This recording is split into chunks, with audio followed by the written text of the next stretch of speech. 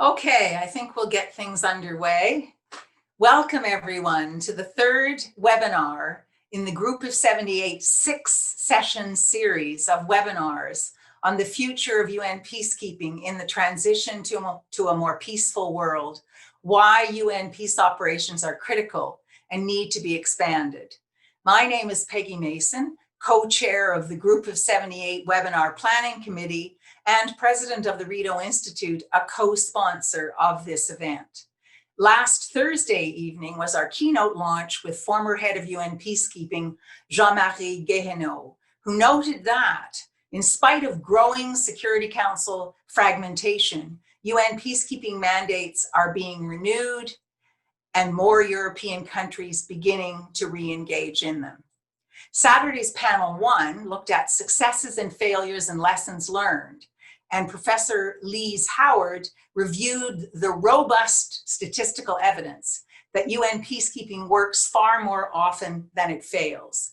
Richard Gowan highlighted the challenge posed to UN missions like those in the Democratic Republic of Congo and Sudan by the sidelining of the UN conflict resolution role by regional actors with their own agendas. That too harkened back to an admonition by Ambassador Guéhenno about the primacy of politics, that is, of finding political solutions to the fundamentally political problems underlying these conflicts, and the consequent need for UN peace operations to reestablish their preeminent role in facilitating conflict resolution by the parties.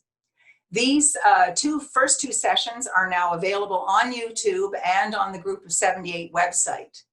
And Sarah Bowles is sharing the link with you now, those participants in our audience now via the chat function at the bottom of your screen.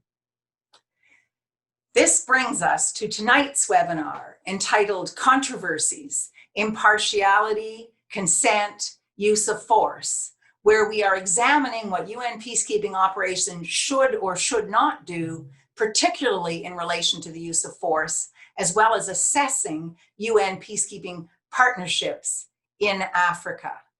Following presentations by each of our two panelists, whom I will introduce shortly, we will take up the questions that participants, that you can pose by using the Q&A button at the bottom of your screen and typing in your question.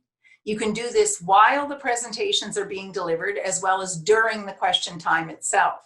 You can also click the like button for questions other than your own, and this will move them up the list.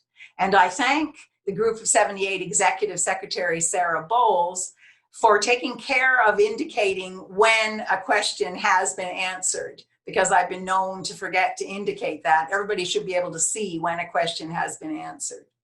And now for the introductions.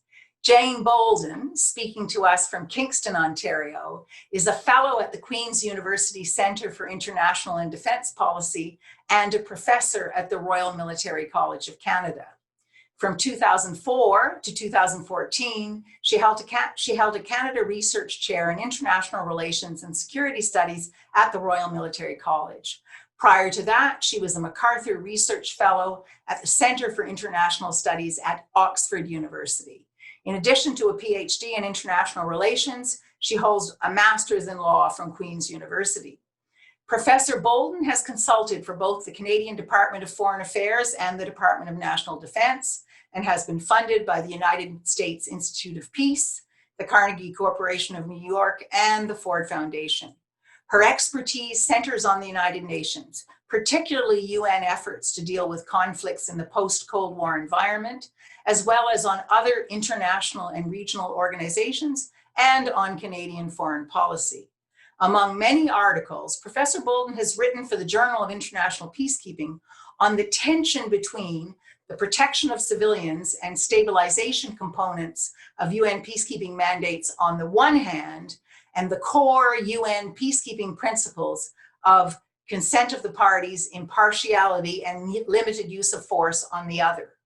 She will address this tension in her presentation this evening. As an aside, let me recall that I first met Jane Boulden in the early 1990s when she was a researcher for the then Canadian Institute for International Peace and Security, CIPS, writing on both arms control and UN peacekeeping. Our second panelist, Paul Williams, speaking to us from Washington, D.C., is a professor of international affairs at the Elliott School of International Affairs at George Washington University, and also associate director of the Security Policy Studies Master of Arts program there. His expertise spans peace operations, emerging security threats, war and peace in Africa, and conflict resolution. Dr. Williams has worked with a range of international institutes and programs, including the U.S. Institute for Peace, the Woodrow Wilson Center for International Scholars, a visiting professorship at the Institute for Peace and Security Studies at Addis Ababa University in Ethiopia, teaching positions in Wales and England, and a visiting scholar position at the University of Queensland, Australia. Among his many publications, Williams is a co-editor of the Oxford Handbook of United Nations Peacekeeping Operations, perhaps the most comprehensive and authoritative source of information on UN peacekeeping. He has also managed the Providing for Peacekeeping Project, an independent project of the International Peace Institute, the Elliott School, and the University of Queensland.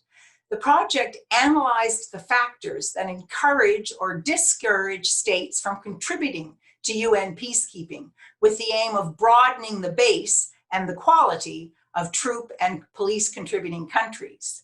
So in question time, it might be useful to ask Professor Williams if he has any tips for those of us trying to get Canada to more fully re-engage in UN peacekeeping.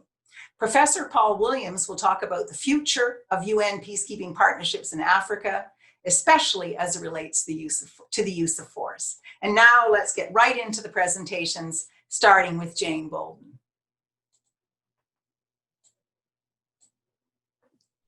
Thank you, Peggy.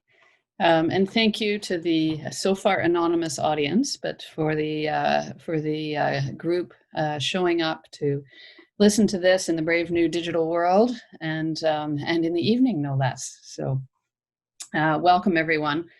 As Peggy mentioned, what I'm going to discuss is really focused on mandates for peace operations. And it's based on work I've done that looks at the tension in various ways, the tension between the founding principles, sometimes called the Holy Trinity of peace operations, and the kinds of mandates that the Security Council is now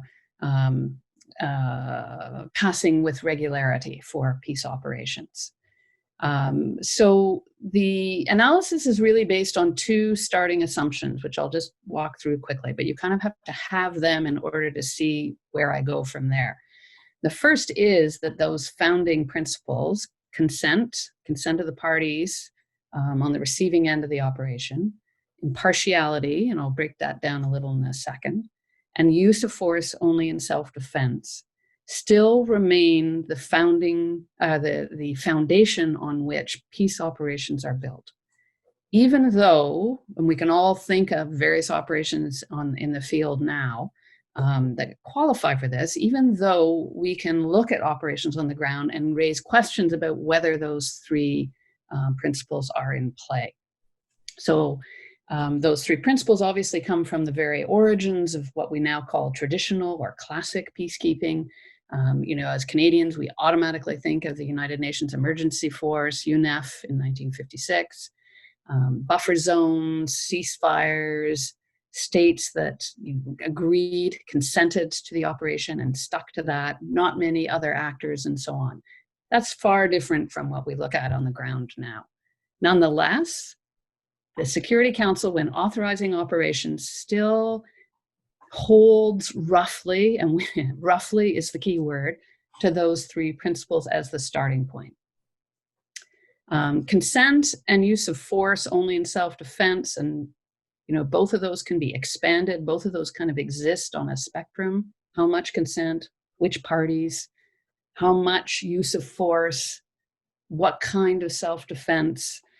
But they are either yes-no propositions. in that sense. And impartiality is harder to evaluate because we're then in the realm of perception. And I argue in a different set of research I did, you also have to unpack impartiality and talk about whether the mandate is impartial, as distinct from whether its implementation is impartial. So all of that is my starting point, in the sense that those three principles are still in play, still as the foundation. The second assumption is that when peace operations run into trouble, it's when the mandate or the situation on the ground create a situation where those three principles are either undermined or one of them is undermined and then pulls the other principles with them. And so with that starting point, what I have done is then look at two particular trends in Security Council mandates, the first being the protection of civilians, and the second being stabilization. And I'm really going to focus on stabilization for the purposes of this, just to give a particular focus in detail. But both mandates have become fairly common, and certainly protection of civilians has become almost automatic. You know, as an academic, I can't say automatic. Somehow I have to condition it, but pretty close to automatic. And it comes obviously from the early post-Cold War operations where we learned, sadly, how crucial it was to prioritize the protection of civilians, and how if you didn't, that itself leads to terrible crises. Stabilization is a relatively new phenomenon. We see it, you'll see it in the names of more recent operations: Haiti, Mali, Central African Republic, Congo. It's not totally a new phenomenon. If we think back to the 1960s and ONUC, the operation in the Congo in 1960 to 1964, it had a mandate to prevent civil war, to reestablish law and order. And then the Secretary General gave specific guidance that said that that mandate included ensuring protection of civilians, even though he didn't use exactly that phrase. So it's not new that's part of it's not brand new that's part of peace operations mandates.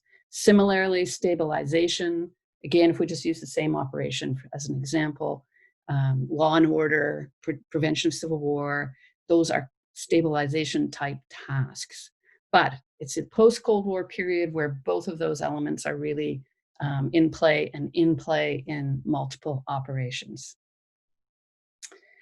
Okay, so the tension, so focusing on stabilization for the moment, this is one of the, we can see that stabilization emerges in some ways because of a natural outgrowth of the multidimensionality of mandates that arrives in the post-Cold War period. Judicial reform, human rights monitoring, police support.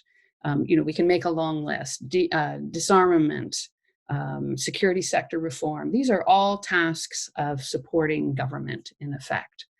And in part, I think stabilization emerges as in recognition, stabilization as a name, but also as a sort of bundle of tasks, emerges as recognition of that's what's in play.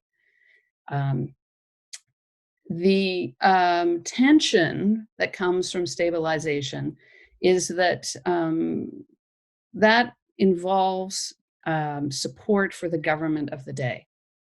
I'm going to talk about making a distinction there when I make my own proposal about that, but I'll just make that point at the moment to suggest that this is one of the areas where we see a particular pressure on impartiality.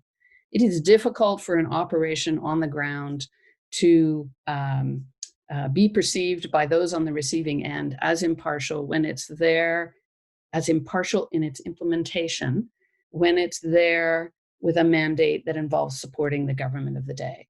And as we've seen in some of the current operations, including, just because I've used it as an ongoing example, Congo, It is sometimes the government of the day that's creating the situation that puts, say, citizens in vulnerable positions who need to be protected, just as an example of pulling in the protection of civilians side of it. And so for the operation on the ground, this tension is then further compounded by the fact that we're often in situations where the use of force by the parties in the conflict is ongoing. The Hippo report calls this a conflict management situation. And what that phrase really speaks to is ongoing fighting. And so when you're the UN operation on the ground in that respect, you are more likely to use force. You are also more likely to be engaged with protection of civilians using force. You are also there in support of the government. And all of that creates a package, which I'm not saying it's impossible to be perceived as impartial in that situation, but what I am saying is that creates this tension, these dilemmas for the operation. And if you accept one of my starting assumptions, which is that when you have those kinds of situations, you raise the likelihood of difficulty for the operation and limit the possibility of success. Okay, just in the few minutes I've got left, one of the conceptually, and I recognize that these are the two things I'm going to suggest are difficult to achieve, difficult to implement. But I have two suggestions. The first is that we move towards making a distinction between stabilizing the government and stabilizing the state. And there are a variety of ways we could do this, including changing the phrasing, but to try and send the message that this is more about the capacity of the institutions of the state and less about the government that happens to be in those institutions at that moment. Again, I know that that's, as the kids in my classes say, a big ask. But even still, it's an important distinction. That is what stabilization is really aimed at. And if we can make even a little bit of progress towards making that distinction, it will help on the impartiality side of the equation. The second, and this is in some ways the more controversial idea, it is to create a new category. So I haven't sort of gone on in detail about the spectrum of peace operations, and I'll just in a second pull up a slide that maybe will illustrate what I'm trying to say. But I accept the fact that stabilization is going to continue to be a mandate task, that there are good reasons for that, that if it works, it's one of the things that hopefully can get us to a situation where peace operations are able to be more successful over the medium and long term. We're not leaving with a weak state, as distinct from government, who's more likely to slide back into a conflict situation. So there's good reasons for stabilization, and for that reason, I'm getting repetitive, I apologize.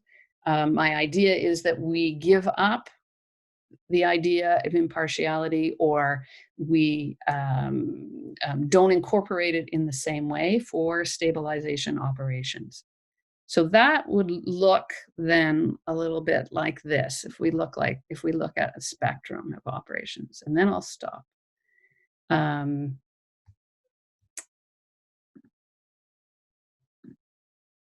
Is that visible?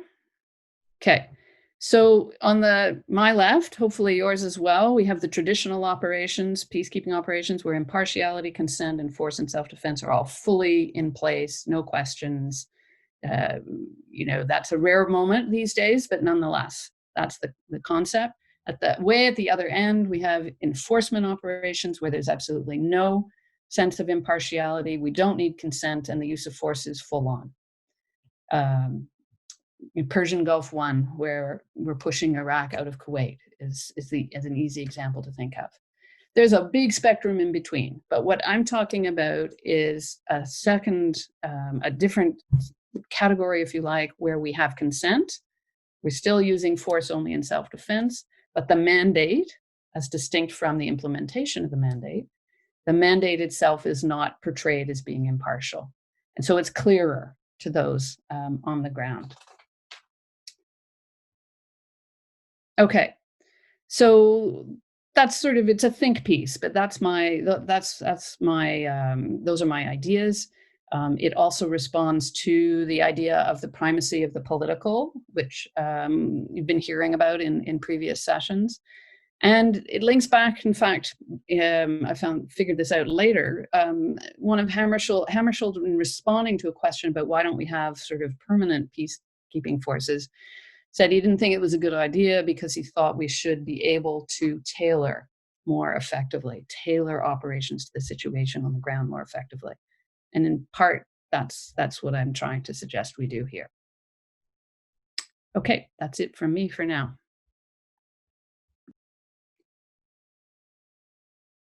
Thank you very much, Jane. A very challenging and very interesting way to think about impartiality. And I have to say that I find it far more attractive than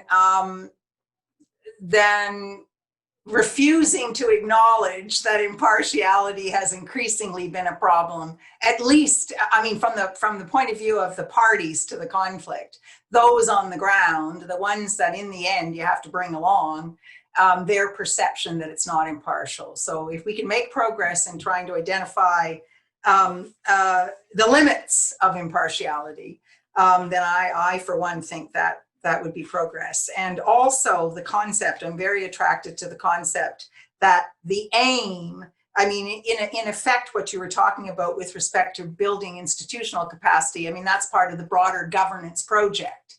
And it's not focused on the government, the specific government, but as you said, the institutional capacity. So making that clear as well.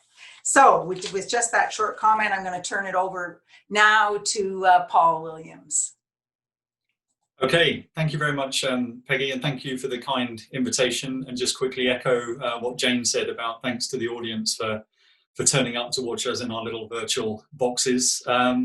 My job was to try and, as has already been mentioned, try and give you a sense of the future of peacekeeping in Africa based around the idea of partnerships, because I think it's, for me, it's the most useful way of thinking about what's been happening over the last decade and a half on the continent, particularly when it comes to the use of force.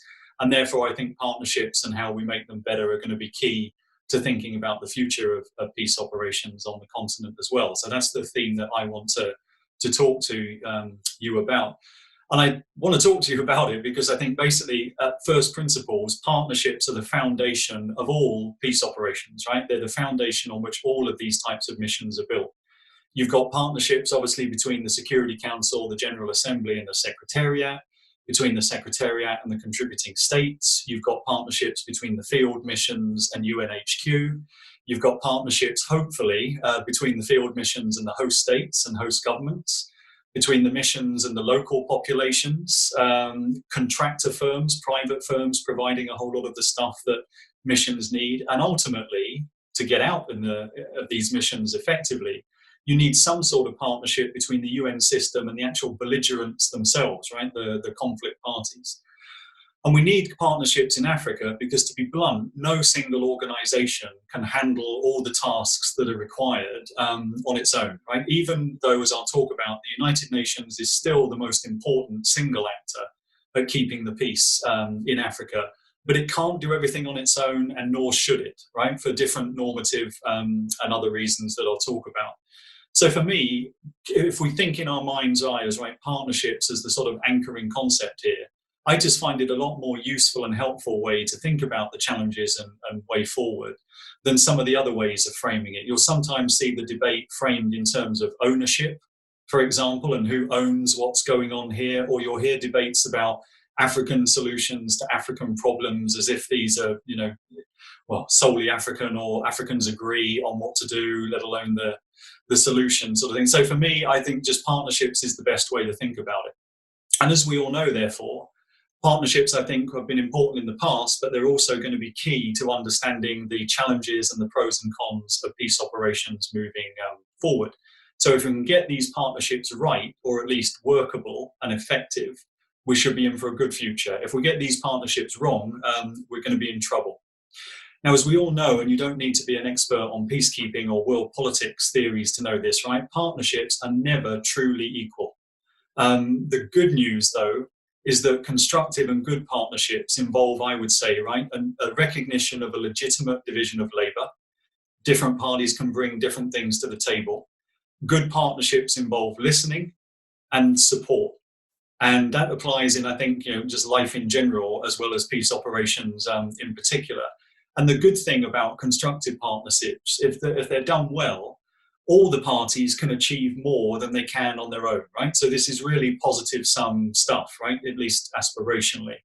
And Africa is important there because Africa, for the last really 25, 30 years or so, has been the region where we've seen the most intense and diverse forms of what I would call partnership peacekeeping in both strategic and operational terms. And that's what I just want to sort of run over in a bit more detail now. So if we think of this from New York's perspective, right, UN perspective, Africa has been the site of the UN's deepest and most intense partnerships that it's ever had in the realm of peace operations. And that ranges from partnerships at the HQ and bureaucratic levels, right the way through to field partnerships down on the ground. We see the partnerships come in different forms, right? On the one hand, you've got sequenced operations. That is, in Africa at least, where African actors may be the first responders and first in, and then they'll hand over to UN peacekeeping operations to sort of pass the baton on for longer. We've also seen what I would call parallel operations. That's where multiple organizations or actors deploy into the same theater of operations at the same time. So a UN peacekeeping mission could be working with a coalition, a multinational force, a regional organization force, or even an individual state's forces on the ground. Our third type of partnership is the hybrid missions. We've just got one example of those. Hybrid mission came in Darfur in Sudan, and that is where actually you try and have a shared chain of command in terms of political authority, dictating the sort of marching orders for the mission. So only one example of that in Darfur. And then fourth, you've got what I would call various types of support models, if you like, right? This is the way that the UN or other actors are going to deliver things like logistics, mission support, financial support, training, capacity building, that type of thing. Now, the biggest, longest lasting, and arguably I would say most important one of these is the UN Support Office in Somalia. And that's something I'll talk about again in a minute. But as you can see, from the UN's perspective, a ton of partnerships going on the continent. But then if you think from the African Union perspective, it's also engaged in a lot of partnerships here, right? In large part because the AU is still not able to run its own operations on its own, right? For financial, logistical, and other types of reasons. And remember here, actually, as James already mentioned, this is an important distinction. The African Union doesn't subscribe to the UN's three basic principles of peacekeeping. It has a different philosophy guiding its operations.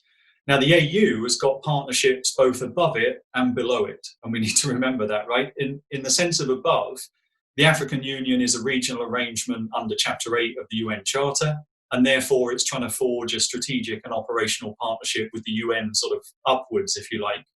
But downwards, the African Union has also got to engage in a range of partnerships with what are called the regional economic communities in Africa, institutions like ECOWAS in West Africa, SADC in Southern Africa. There's about 8 or so of these. And it's also got partnerships with what are nowadays called ad hoc coalitions or ad hoc security initiatives. And so the African Union in the middle has to figure out, a bit like the UN, is it running African Union-led operations or African Union-authorized operations or African Union-endorsed but not authorized or led operations? And each of those relationships are slightly different. And in theory, we could see a peace operation in Africa that the AU takes no explicit position on, right? But those are the different partnerships for the AU. Then to make things even a bit more interesting and complicated, we can't leave out the European Union. You can't explain the last 20 years or so of peacekeeping in Africa without explaining what the Europeans have been doing. And the key thing here is that since 2004, the EU has spent nearly 3 billion euros on its African Peace Facility. And what this does, this is basically a large chunk of funding that comes out of the European Development Fund, which means actually it can't be spent on actually lethal forms of support like ammunition and that type of stuff. but they've spent the vast majority of that nearly €3 billion on financing African-led peace support operations, and also now providing 3 military training operations to do various capacity building stuff in Somalia, Mali, and Central African Republic.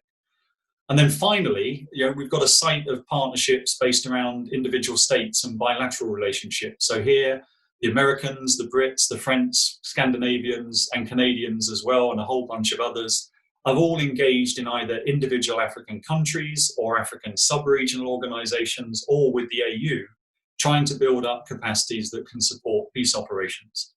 So where does that leave us, right? It leaves us with 2 big questions, basically, for the UN peacekeeping. One is about how should the UN support and partner African Union-led peace operations, right? The ones with green helmets and AU stickers and badges on. And the second question is then how and when the UN should partner with the non-African Union missions, the type that we're now seeing in the G5 Sahel Joint Force or the multinational joint task force that's fighting Boko Haram at the moment.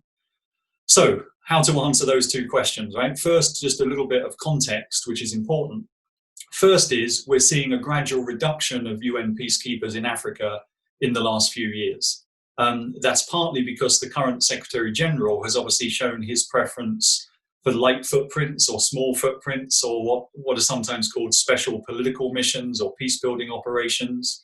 And secondly, because we've been drawing down quite significantly now, some of the big operations have left. The big ones have left West Africa now in terms of Liberia, Sierra Leone, and Cote d'Ivoire. But we've also had big drawdowns in Darfur and in DR Congo as well.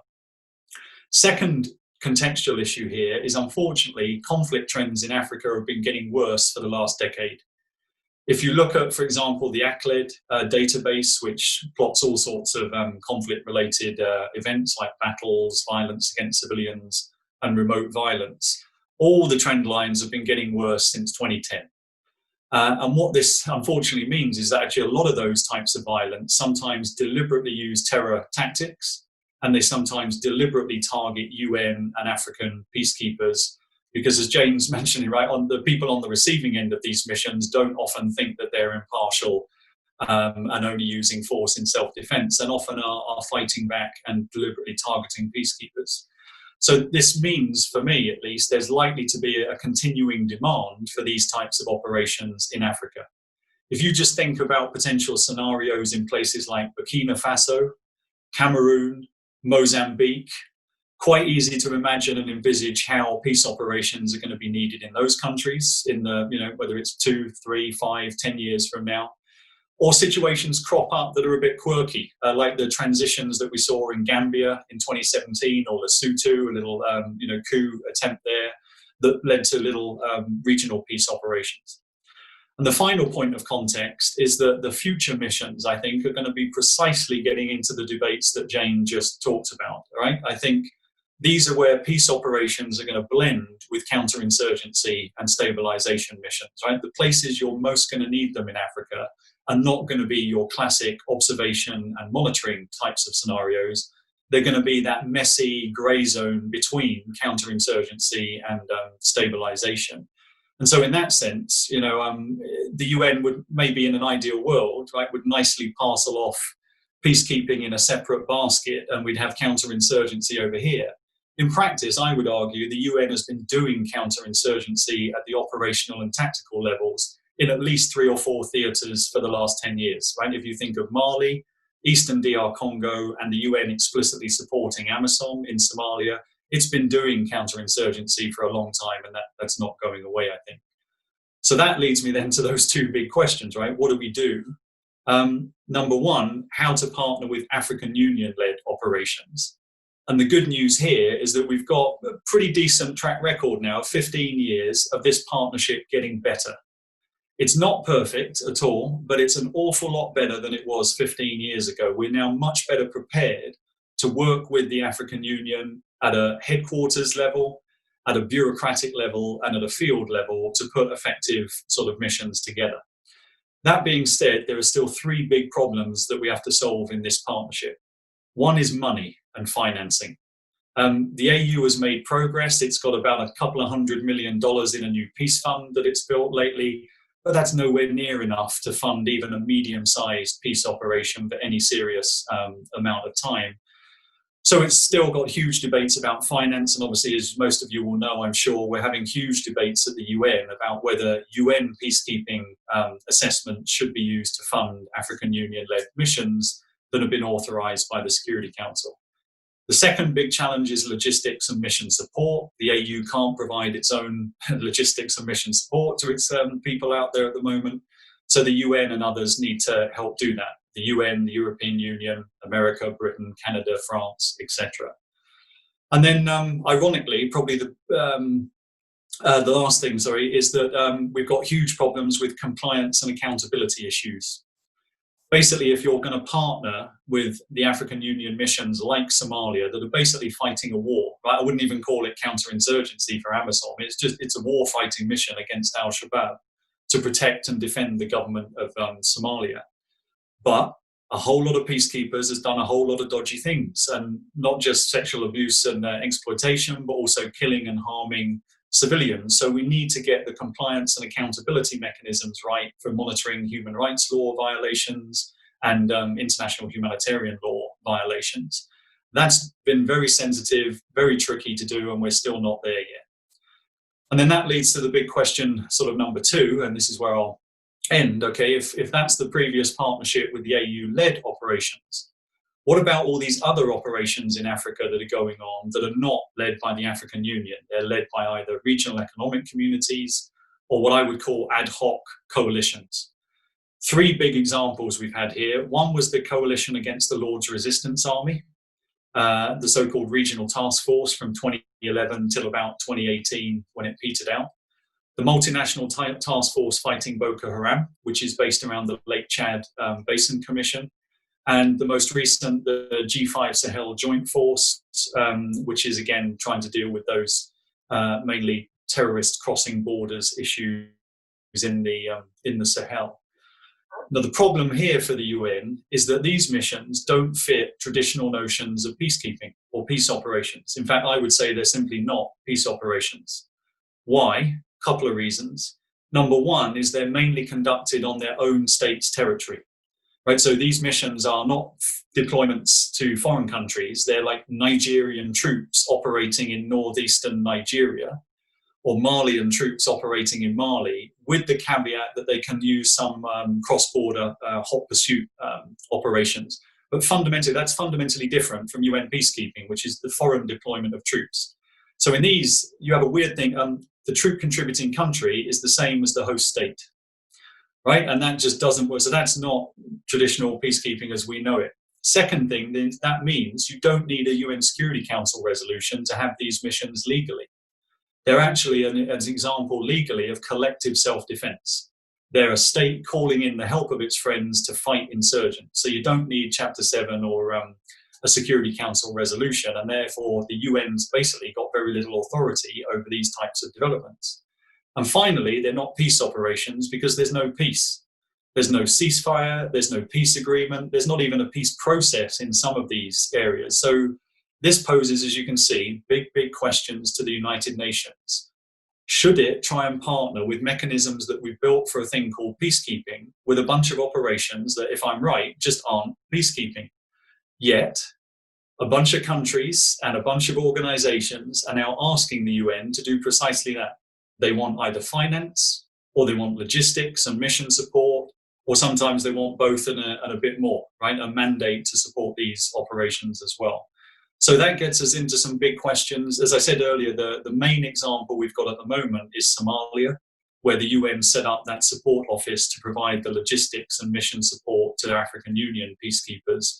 So the debate at the moment is really whether it should do that again in places like the Lake Chad Basin, where we're fighting Boko Haram, or across the Sahel, where there's numerous groups up there. But that's where I'll stop at those messy sort of answers to those two questions.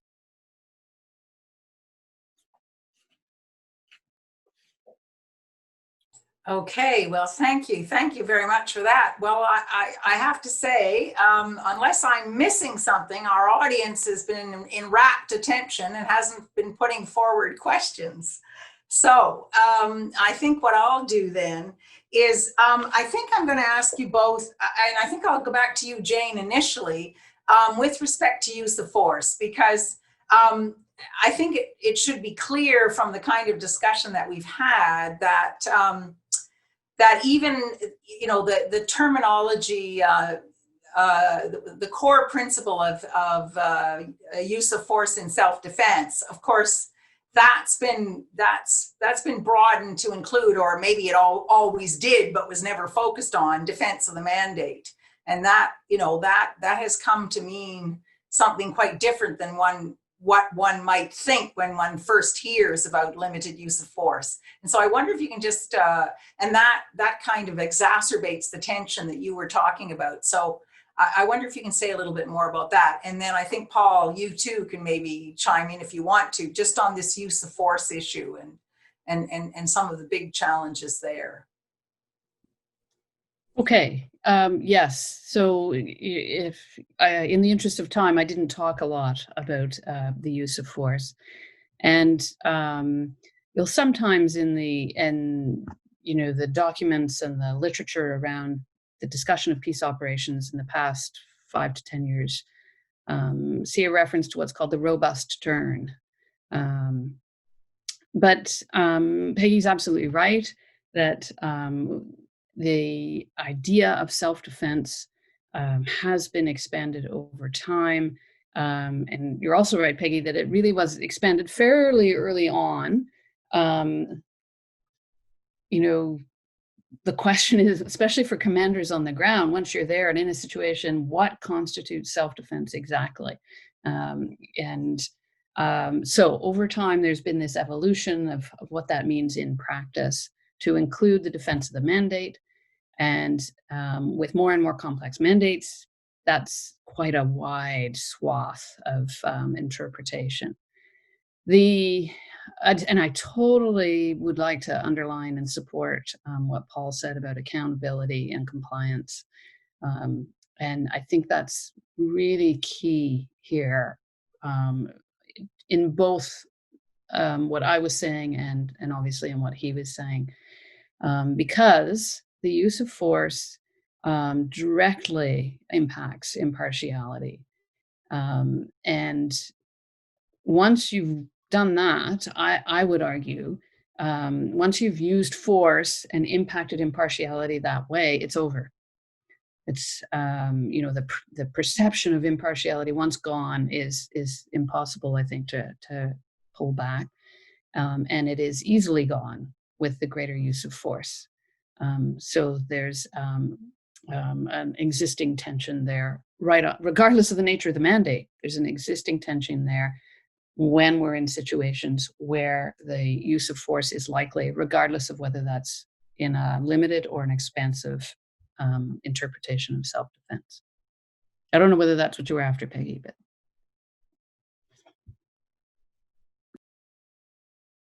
Yes, thank you. Thank you very much. Yes, and Paul, I don't know if you want to, we're starting to get some questions here, but I don't know if you want to just add, if you wanted to add anything to that. I mean, I was going to say something, I'm glad you did, Jane, about the accountability and compliance question. And what I was going to say was, I mean, you know, from the UN's perspective, when you've got national forces, national armed forces that are insufficiently accountable in their own countries, then we should not be surprised that those same countries are going to resist allowing for compliance and accountability mechanisms at the UN, at the UN peacekeeping level. But that remains a tremendous problem. That's what makes the news, and a lot of criticism of the UN for troop contributing nations not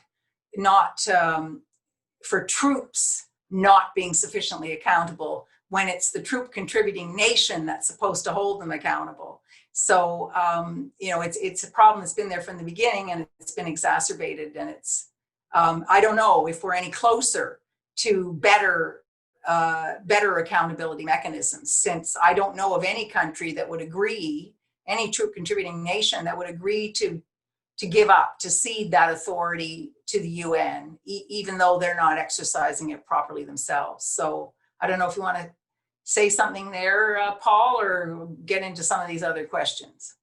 Yeah, just briefly on the use of force. I mean, I do think sometimes it's necessary given the mandates that have been authorized, but it's really hard to fight a war or use force by coalition. You know, in the big coalitions we've got in UN and other African missions, it's really unlikely to deliver a decisive victory over the types of opponents we're dealing with. And it basically won't solve political problems, right? Even if you get a decisive military victory. So what's the end game here? It's at best, it's got to be paired with a political pathway to peace and a political pathway to a settlement with these groups. So it's only ever a limited instrument in that sense. Thank you. Yes, thank you very much for that. And reminding us, I mean, you know, military interventions, one of the things I think Lise Howard said in panel 1 was just the comparison of how unsuccessful, she said, not in the last few years, in the last under 100 years, counterinsurgency operations have been. And you know, that's the value added of UN peacekeeping, the political dimension. So thank you very much for reminding us of that. And how that, you know, that can be undermined by this whole issue of the use of force. Okay, the first question I've got from Robin Collins is, how different is, or I guess was Rwanda from complex internal missions, from the complex internal missions Paul spoke of? Was this not similar in the sense of conflicts not between states, but within a state? So who wants to take that on? I can take it on a bit if you like. I mean, yeah, so there are some similarities in that it's coming after a civil war, but there are some big differences as well, right? One big difference is you had a peace deal in Rwanda in 1993, albeit it fell apart. The second big difference is you had a decisive victory by what were the RPF rebels kicking out the genocidal government then. And so you were dealing with a situation by sort of late 1994, where one side had effectively won and the peacekeepers were then, well, summarily pushed out sort of thing because they weren't needed. But that compared to what we're dealing with in Eastern DR Congo or Somalia or Central African Republic or, you know, Mali as well, the numbers of belligerents, right, are just far more complex and multiple. The political settlements involved are not the same at the moment, and there's no equivalent of a decisive military victory by any of the parties concerned. So those, I would say, are some of the key differences. Thank you. Thank you very much for that. Okay. A number of questions here, so we're going to have to move quickly. The next, I think my questions are jumping around here. Shane Roberts asks, do you think that peacekeeping is ultimately going to require parallel efforts at building institutions for better governance? Well, yes, I'm sure you both want to say something. I mean, it's not ultimately going to require, that's what it's trying to do right now. But anyway, I turn to both of you if you want to add to that. I mean, that's what peacekeeping is. It's not, the military dimension is one part, a supporting part. I'll say my bit about when I talk to military forces, I point out to them that the center of gravity of the peacekeeping operation is the peace process, and they are a supporting element. Militaries don't normally like it when you tell them that, but they understand the point. They are a supporting element to what is fundamentally a political exercise. And as Shane has said, that, you know, better governance is at least the aim. But perhaps both of you can comment on, you know, is that just the theory, or is that actually what's actually the effort that's going on now? So Jane, do you want to tell me to go first? So, because I think I opened that door. So yeah, just to follow on what Peggy said, one of the things to remember in answering this question is the extent to which peace operations usually, most of the time, tend to, all those qualifications, be anchored in some form of peace agreement. And it can be a full-on comprehensive peace agreement or something more minimal, but that's the starting point. And that's what gives the council its distance, if you like, its ability to say what we're doing is impartial because what we're doing is supporting what the parties have agreed to. And most of the time, often, the peace agreements include some kind of request or desire or commitment to better institutions and strengthening the political processes in the state or states in question. And that, just as Peggy said, the operation is in support of those goals.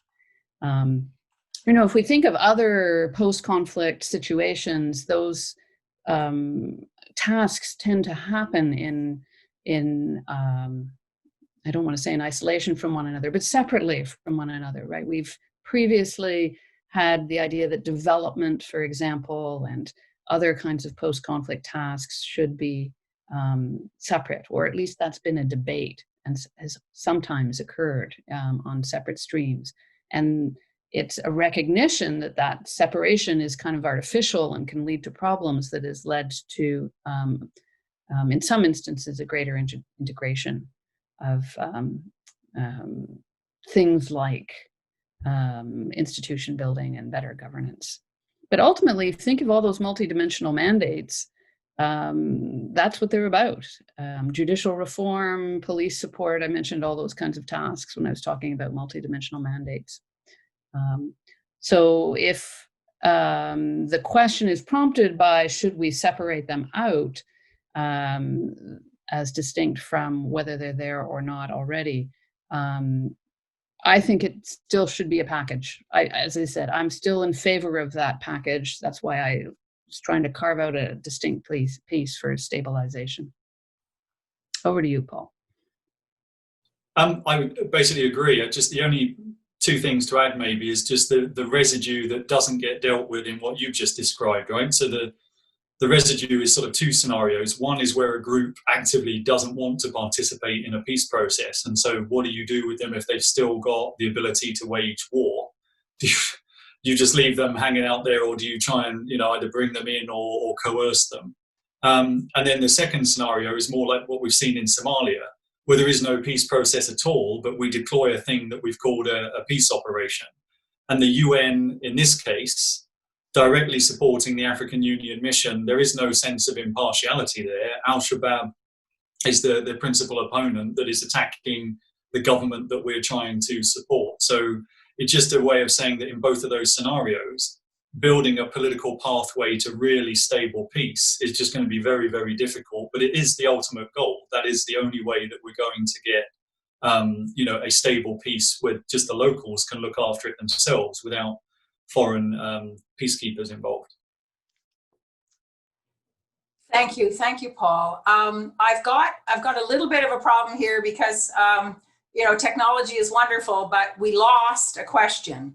So that was at the top of the list that Sylvie Lemieux asked. At least I've lost it. Maybe others haven't, but it's disappeared from my screen. I believe it was asking the panelists to discuss resource-based either conflicts or missions. I don't know if can either Paul or Jane see the question from Sylvie Lemieux?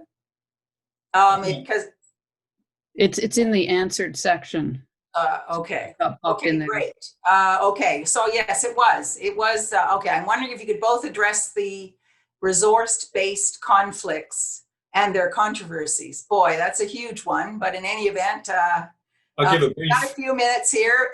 We can go a little bit. We can go a few minutes after 7, and we've got some good questions here. So Paul, you want to take that on? Yeah, just briefly. I think one way to think of it is there's never been a sort of non-resource-based conflict in one sense, right? They're all about resources.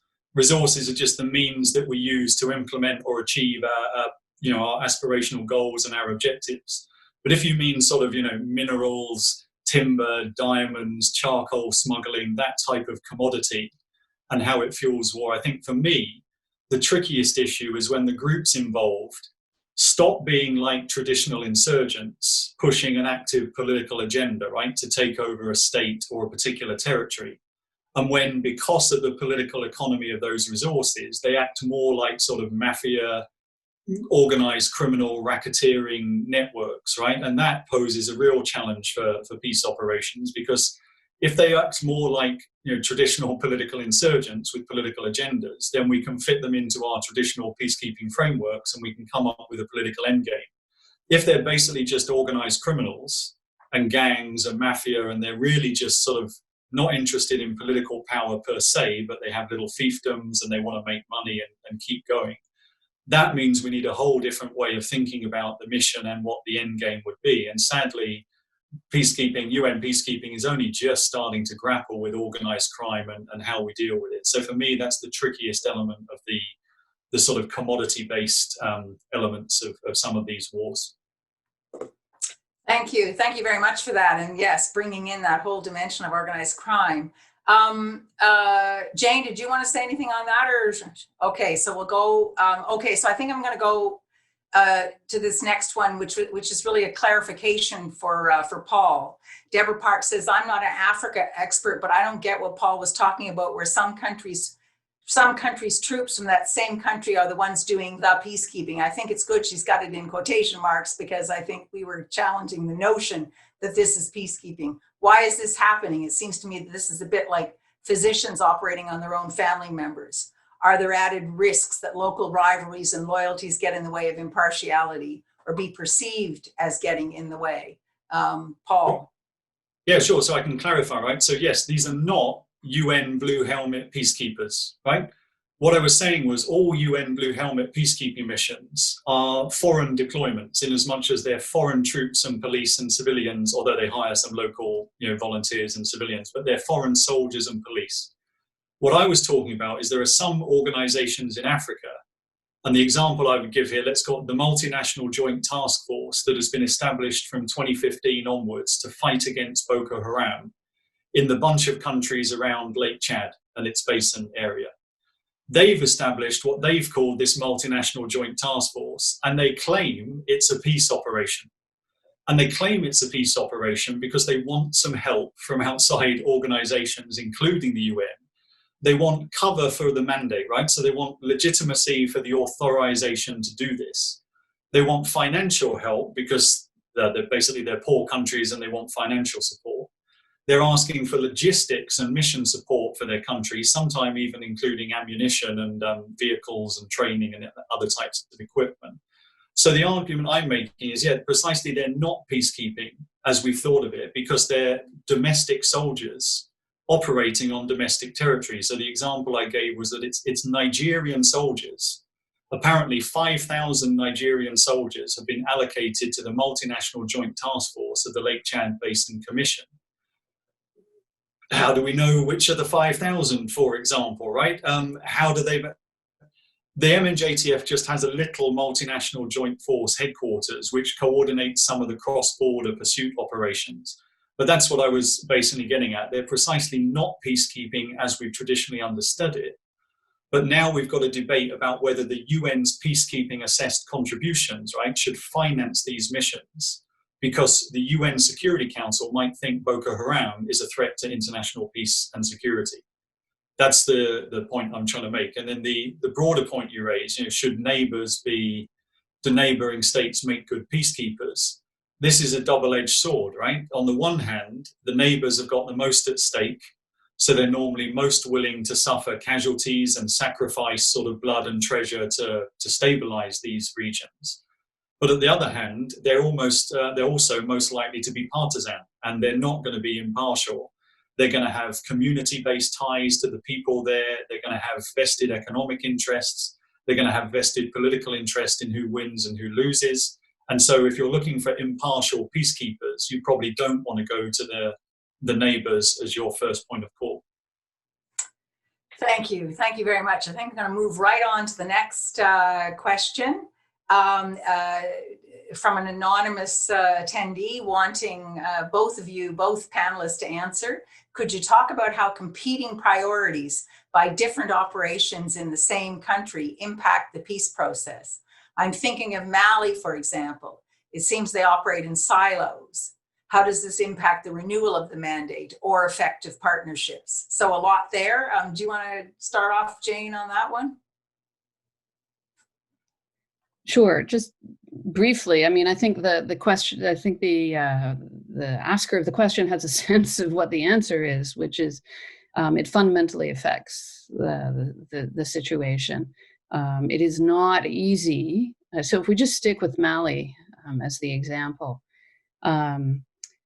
so the French-led operation, as distinct from the UN operation, in support of each other but separate, it's not a recipe for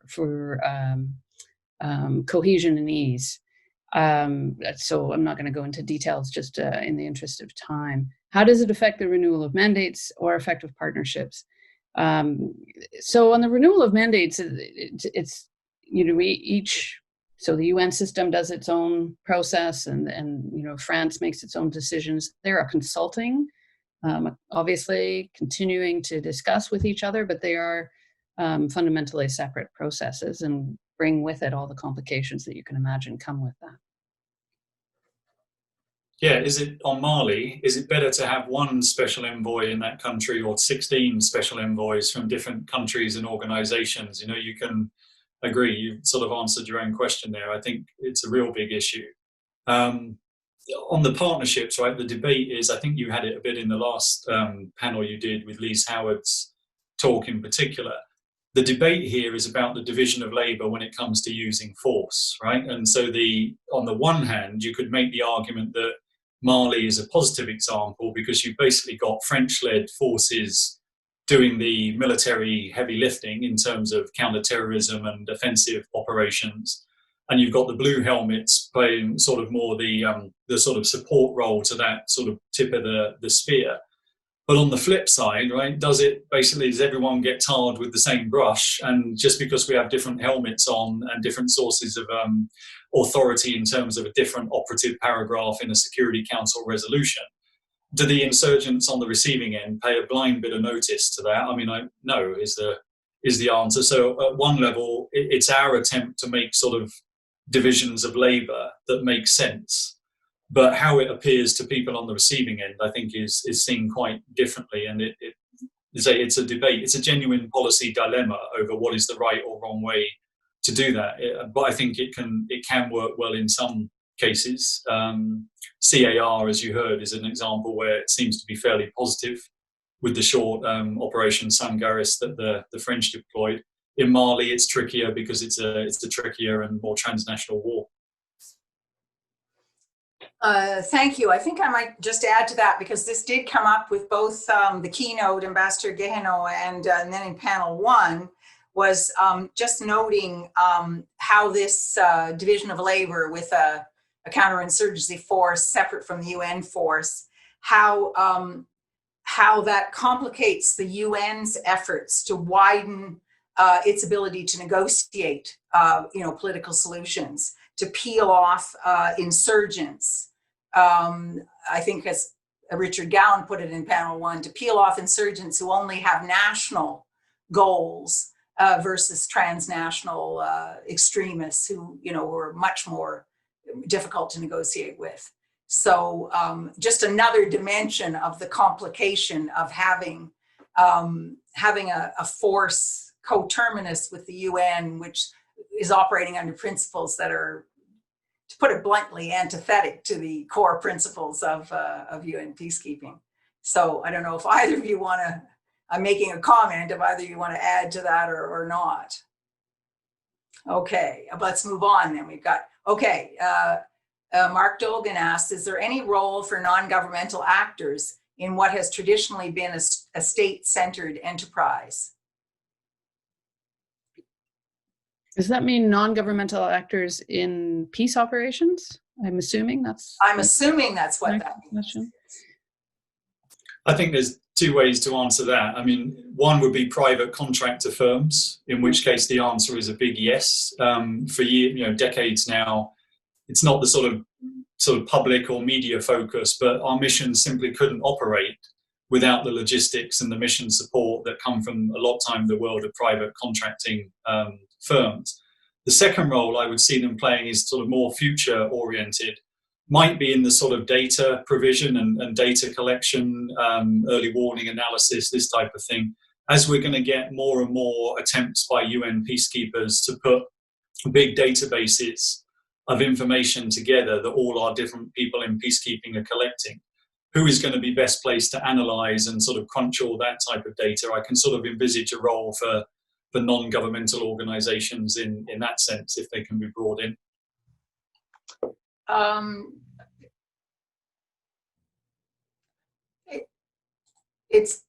guess there needs to be a bit of a further clarification here, because I mean, when I saw that question, I immediately thought, well, of course, in all the non-military aspects of the UN peacekeeping operation, you know, NGOs, non-governmental organizations, are contracted. For example, the UN is contracting them in almost not every dimension of what it's doing, but certainly in the humanitarian assistance and the development side, and even in the good governance side, is contracting, you know, with non-governmental organizations. So I don't know if there's anything else on that, or if we can just go to the next. Jane, you wanted to speak on that? No, I agree. Yep. Okay. So Peter Meineke asks, well, I guess we shouldn't be surprised, but maybe we should be surprised that it took this long to get this question. Is climate change going to increase conflict and the need for peacekeeping? Yes. Yes. Could go both ways, I think. So for me, the key factor is not necessarily that climate is going to change. It clearly is. But in some places, basically with good governance systems, you're not going to necessarily see armed conflict because of climate change. But you're more likely to see it as a risk factor that exacerbates and creates more armed conflict in the places where you haven't got good systems of governance and authority to resolve the disputes that are going to crop up peacefully. So I think we are likely, therefore, if you take that sort of analysis at the beginning, you are likely to see it being a sort of, you know, an increasingly important risk factor in some parts of the world where there's already, you know, big problems with governance and instability, and climate change is going to factor in there. Will it bring in, I mean, it's hard to predict, isn't it? In the interstate world, I would see it being sort of less important. The scenario that may spring to mind is if you get something like an Egypt versus Ethiopia over the Nile, you know, estuary waters getting exacerbated by this, you could see maybe a potential role for sort of calming things down there.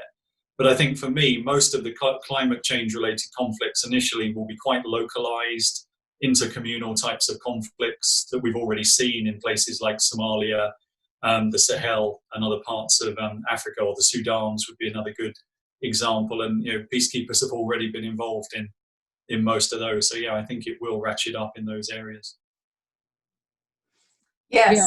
Okay, Jane, please. Yeah, I would agree. And I think it's also, you know, it's kind of depressing to talk about these things this way, but, you know, the other kind of situation one can envisage there is massive population movements as a result of some aspect of climate change that then contribute, and that just feeds into what Paul was saying. It's an extenuating factor, or a, you know, compounding problem on what is already a difficult situation. But whether or not that's going to result in peacekeeping is a kind of a separate issue. Will those kinds of conflicts arise? Yes. Will we respond with peacekeepers? That's much more difficult to guess at.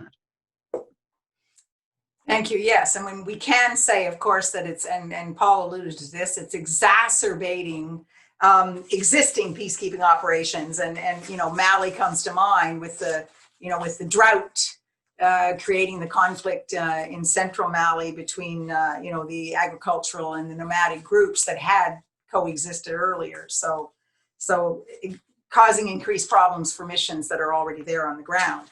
Well, we've come close to the end of our extra time, and it falls to me now then just to thank our panelists very, very much for their presentations and for engaging in what we were a slow start on the questions, but then we had quite an avalanche of them.